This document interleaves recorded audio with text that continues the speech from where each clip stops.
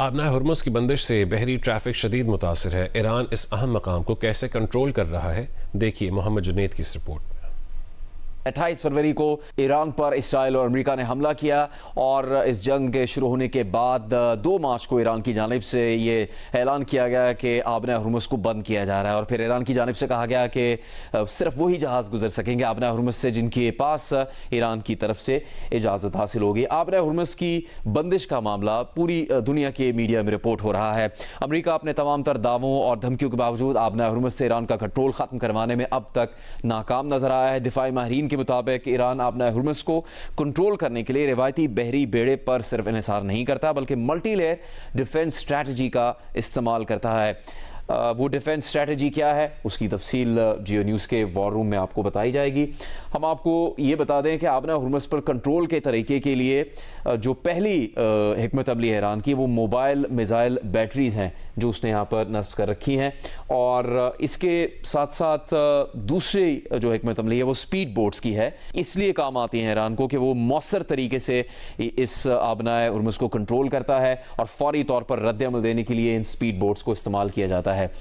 اس کے علاوہ سمندری بارودی سرنگیں بچھا رکھی ہیں جس کے بارے میں بہت سے خطرات اور خدشات کا بھی اظہار کیا گیا۔ صرف یہی نہیں، بیشتر اور اقدامات بھی ایران کی جانب سے کیے گئے ہیں۔ آبنائے ہرمز پر مکمل کنٹرول رکھنے کے لیے خود کش ڈرونز بھی استعمال کیے جا رہے ہیں ایران کی جانب سے، اور اب تک جو واقعات پیش آئے ہیں اس کے بارے میں بھی رپورٹ کیا گیا ہے۔ ایرانی بحریہ خاص طور پر اس آبدوزوں کو مکمل ختم کرنے کا دعویٰ کرتا ہے، لیکن ابھی بھی ایک خطرہ اور موجود ہے، اور وہ میجٹ سب میرین سے متعلق ہے، یعنی چھوٹی سب میرین یہاں پر موجود ہوتی ہے جس کے بارے میں امریکہ کی جانب سے بھی خدشات کا اظہار کیا جا چکا ہے۔